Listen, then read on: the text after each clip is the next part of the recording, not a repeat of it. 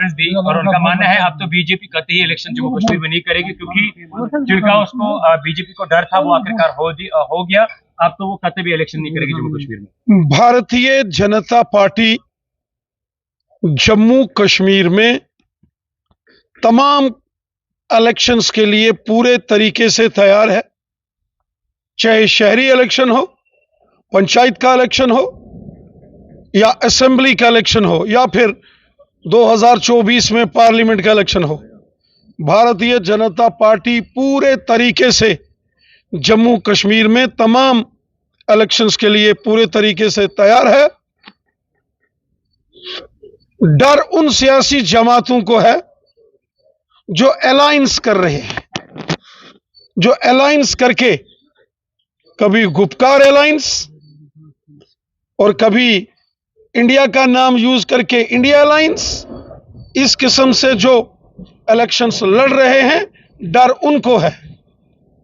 Bharatiya Janata party की हुकूमत ने, मोदी साहब ने जो गरीबों, ज़ईफों और बेसहारा लोगों की खिदमत की है, जो गरीबों, ज़ईफों और बेसहारा लोगों के लिए मोदी साहब ने काम किया है,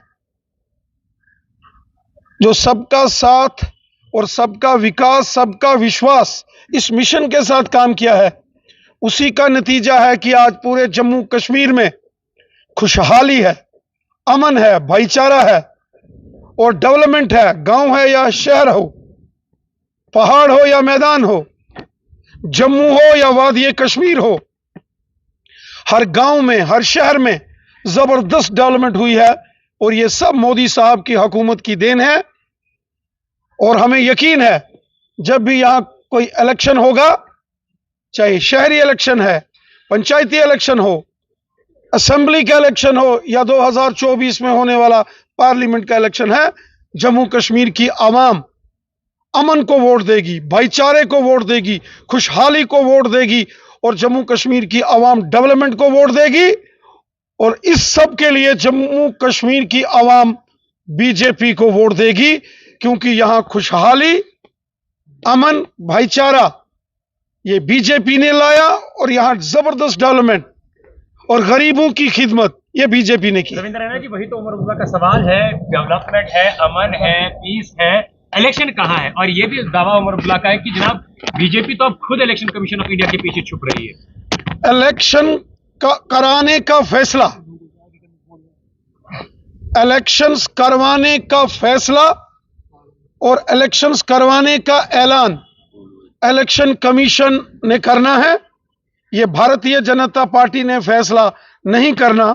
हम एक सियासी जमात है, सियासी जमातों का काम है, जब इलेक्शन कमीशन इलेक्शंस का ऐलान करता है तो हम इलेक्शंस लड़ते हैं। बीजेपी जम्मू कश्मीर में इलेक्शंस के लिए तैयार है, लेकिन फैसला इलेक्शन कमीशन ने करना है, बीजेपी ने नहीं करना है। अच्छा, जम्मू कश्मीर यूटी के आप हेड हैं, लेकिन फिर भी आप नेशनल कॉन्फ्रेंस और कांग्रेस को बधाई देंगे कांग्रेस के करगिल के इलेक्शन को लेकर? वैसे तो करगिल एक अलग बिल्कुल एडमिनिस्ट्रेटिव यूटी है, वहां बीजेपी का भी ऑर्गेनाइजेशनल स्ट्रक्चर अलग है, वहां के यूटी प्रेसिडेंट अलग से हैं, लेकिन फिर भी यहां तक मुझे जानकारी है, भारतीय जनता पार्टी ने पिछले इलेक्शन से ज्यादा अच्छा परफॉर्मेंस करगिल में दिया है। पिछली बार एक सीट बीजेपी ने जीती थी ज़ंस्कार से, इस बार बीजेपी ने कारगिल हिल काउंसिल के चुनाव में 2 सीटें जीती हैं। 6-7 सीटों के ऊपर बीजेपी ने जबरदस्त जो है वो मुकाबला किया है करगिल में, और बीजेपी का वोट बैंक करगिल में काफी हद तक राइज किया है। करगिल में ट्रेडिशनली नेशनल कॉन्फ्रेंस और कांग्रेस की आपस में सियासी लड़ाई रही है और आज भी इन्होंने एक दूसरे के खिलाफ इलेक्शन लड़ा है, लेकिन जब रिजल्ट आए तो निशाना ये बीजेपी को बनाते हैं। इलेक्शन ये एक दूसरे के खिलाफ लड़ते हैं। करगिल में बहुत सारी ऐसी सीट थी जहां नेशनल कॉन्फ्रेंस और कांग्रेस के बीच में जबरदस्त मुकाबला था और एक दूसरे के ऊपर इन्होंने जबरदस्त तनकीद की, लेकिन जब रिजल्ट आए तो ये देखो कैसे इकट्ठे हो गए। ये सारी दुनिया जानती है कि जम्मू कश्मीर हो या पूरा मुल्क के अंदर जो काम मोदी साहब ने किए हैं उसका एक बड़ा हम नतीजा आने वाले 2024 के इलेक्शन में देखेंगे।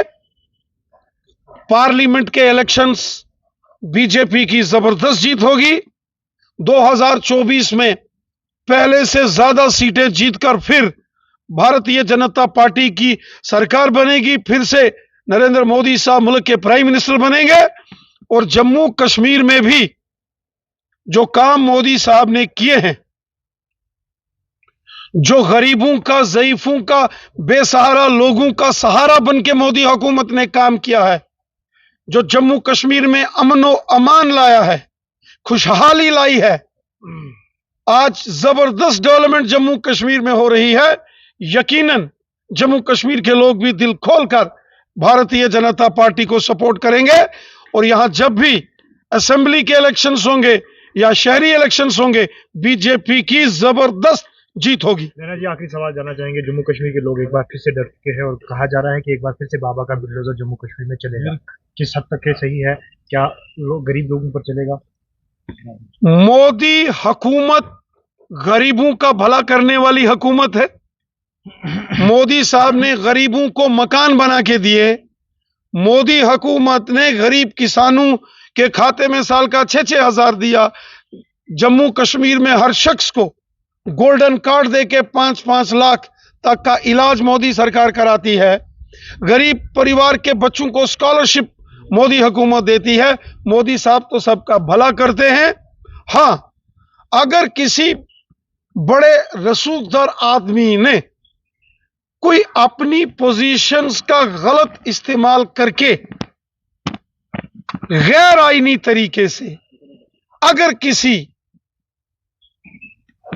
रसूखदार शख्स ने कुछ गलत किया होगा तो कानून अपना काम करे। कानून पहले भी अपना काम करता है, कानून आगे भी काम करे।